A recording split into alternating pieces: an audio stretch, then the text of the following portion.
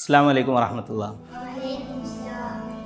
ഇന്ന് ഞാൻ നിങ്ങൾക്ക് പറഞ്ഞുതരാൻ പോണത് നിസ്കാരത്തിലെ വളരെ പ്രധാനപ്പെട്ട ഒരു അമലായ ഒരു കർമ്മമായ സുജൂദിനെ പറ്റിയിട്ടാണ്. സുജൂദിൽ ഒരുപാട് മക്കൾ ശ്രദ്ധിക്കാതെ തെറ്റിപ്പോകുന്ന ചില കാര്യങ്ങളുണ്ട്. സുജൂദിൽ എത്ര അവയവങ്ങൾ നിലത്ത് വെക്കണം? 7 അവയവങ്ങളാണ് നിലത്ത് വെക്കേണ്ടത്, അല്ലേ?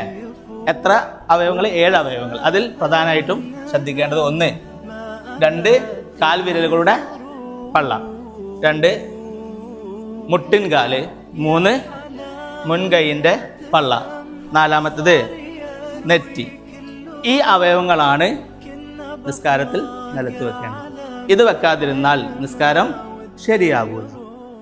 കാൽവിരലിൻ്റെ പള്ള, കൈയിൻ്റെ പള്ള എന്നതുകൊണ്ടൊക്കെ ഉദ്ദേശിക്കുന്നത് ഇങ്ങനെ ചേർത്ത് പിടിച്ചാൽ തട്ടുന്ന ഭാഗങ്ങളാണ്. അപ്പോൾ ചില മക്കൾ സുജൂദിൽ എന്ത് ചെയ്യും? കൈ ഇങ്ങനെ വെക്കും, ചിലവർ ഇങ്ങനെ വെക്കും.